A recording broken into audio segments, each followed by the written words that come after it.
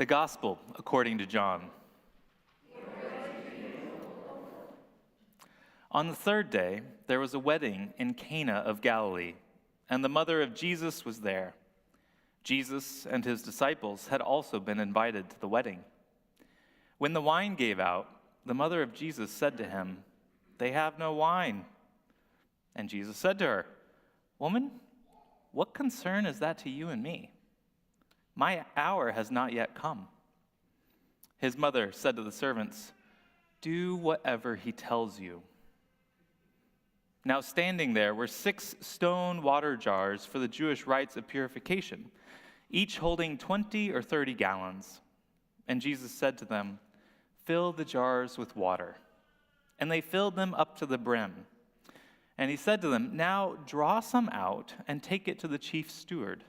So they took it. And when the steward tasted the water that had become wine and did not know where it came from, though the servants who had drawn the water knew, the steward called the bridegroom and said to him, "Everyone serves the good wine first, and then the inferior wine after the guests have become drunk. But you have kept the good wine until now."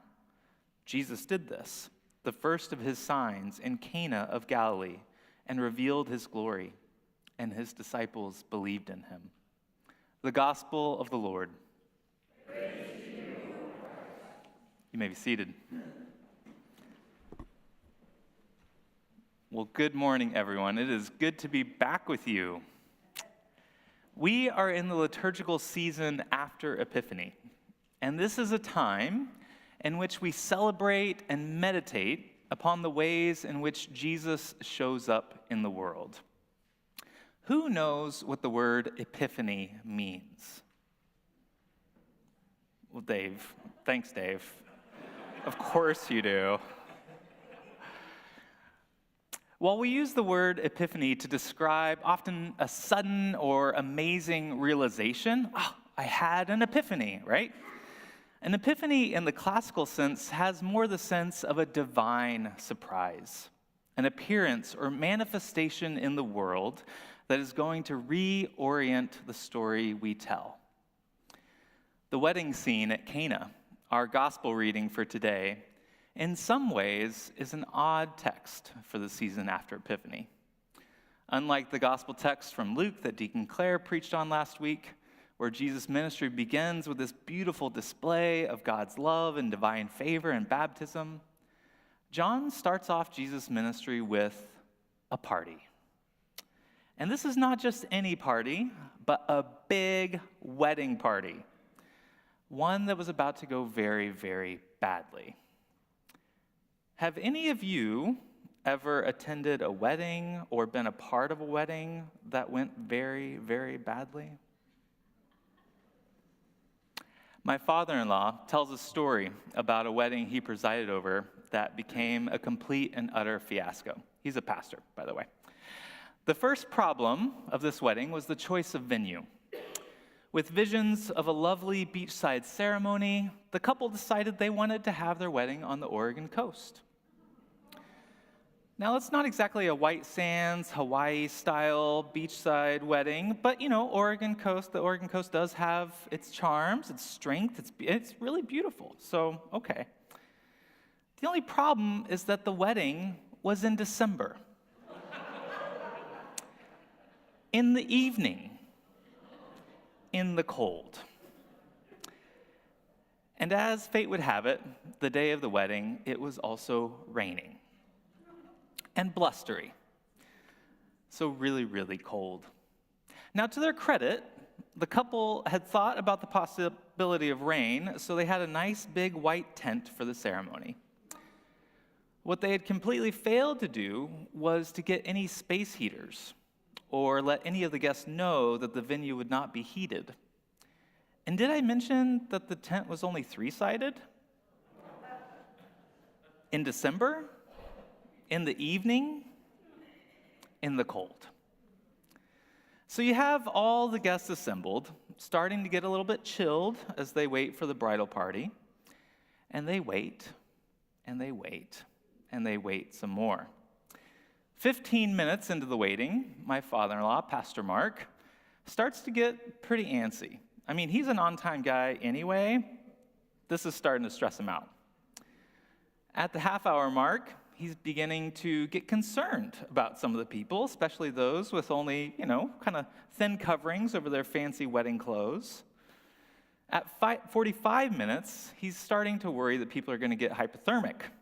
And he's really considering just calling the whole thing off. No ceremony for you. Finally, 1 hour late, the bride arrives. They have the ceremony. Everyone shivers through it. I think Mark probably dramatically abbreviated his wedding homily. And then they get through the reception without too much fuss. Okay, this is good. How much worse could it get? It gets worse. As the festive and freezing crowd sent the newlyweds off with a tunnel, you know how, you kind of do an aisle and they walk down and you shower them with love. Well, they decided they would do sparklers. And so as they're doing these sparklers, the bride's dress catches fire. The bride was ultimately fine. They put it out without too much trouble. But the flaming disaster that was this wedding was still not over. As the bridegroom and bride got ready for an early flight to Fiji the next morning, they realized that in her rush to get to the ceremony, the bride had left a number of wedding-sensitive boxes open in the back of her pickup truck with the tailgate down. Not only were some key clothing items missing, but so was her passport. It is likely still to this day littered somewhere in the dense woods along the Oregon coast. A fiasco isn't just a fiasco because it means that plans get interrupted, that things go wrong. A fiasco can have big consequences after the fact. This is true in our modern world, but it was also true in the ancient world. In Jesus' time, a fiasco like what we see brewing at the wedding in Cana in Galilee could also have had huge social implications. The culture of ancient Galilee was one of honor and shame. Running out of wine for your invited guests is about the worst thing that could happen to you.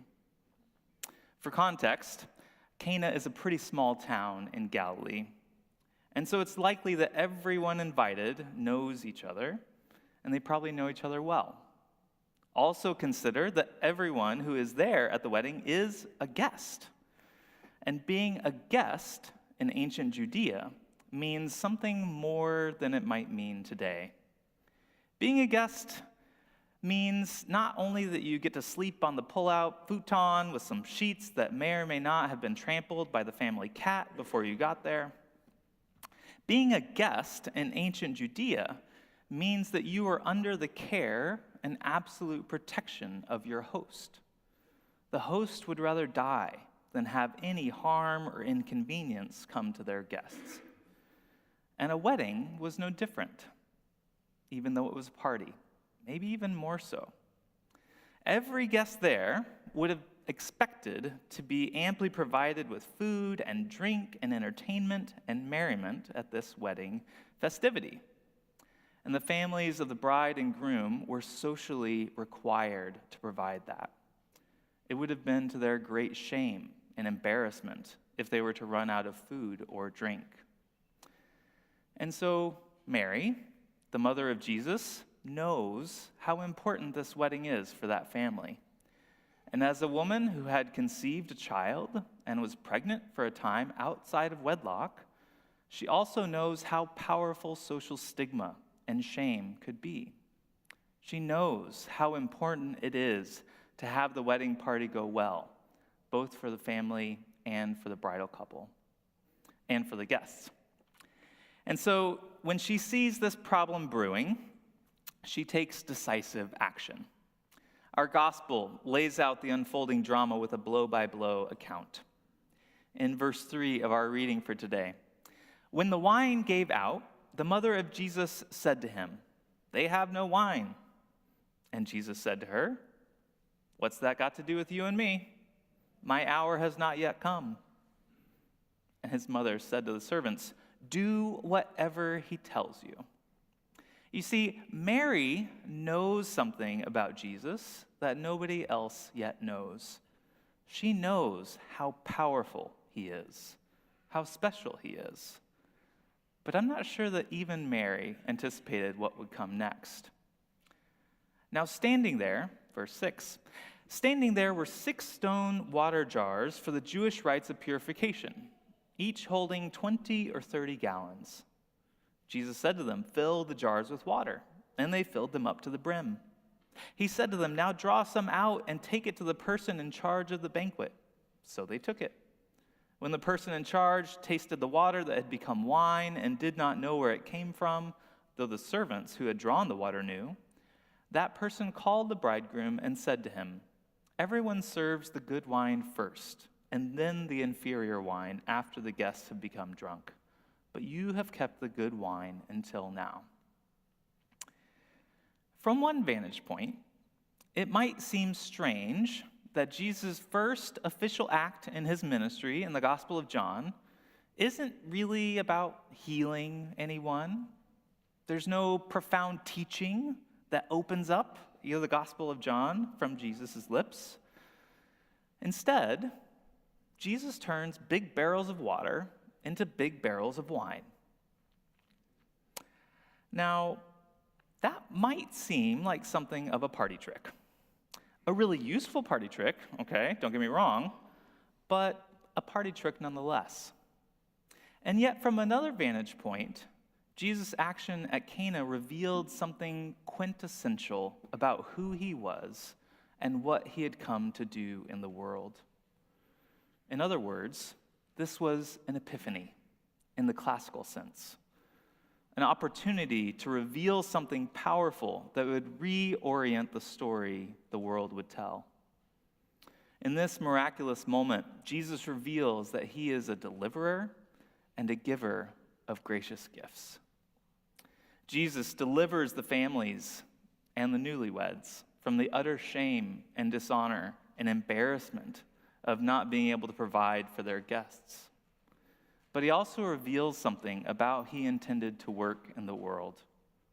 John 1:16 tells us that from the fullness of Jesus, we have received grace upon grace. Grace upon grace. In other words, abundance. Jesus came to reveal a God whose gifts toward us are lavish, whose love for us is boundless, whose intentions toward us are for our flourishing. Just as Jesus did for that unwitting couple, turning water into wine, Jesus makes up for our lack and also heals us from the shame of our shortcomings. In his first official sign of who he is, Jesus quietly demonstrates the abundance of grace that will mark the rest of his ministry. And the experience of all that abundance of wine and grace and the joy it would bring to that wedding party results in this grand moment of recognition. It is an epiphany, a revelation that changes the story of the world. Now, in a moment, we will gather around the communion table, and we will celebrate the giving of Jesus' own self for us. And while I recognize that these wee little cups of wine and juice that we use are pretty far in volume from the roughly 1,000 bottles of wine that Jesus miraculously produced at the wedding in Cana, they do represent the same spirit of abundance that we see in our text. Our time around the table is another moment for epiphany, an opportunity. It's an opportunity for us to encounter the revelation of who God is and how God's love for us changes our story. In this cup, at this table, we remember the gift that Jesus gave us. He gave us his life. He gave his own blood for us. He gave us these gifts of bread and wine, tangible signs of grace for our nourishment and enrichment and solace. So come, all you who are thirsty, and drink. Amen.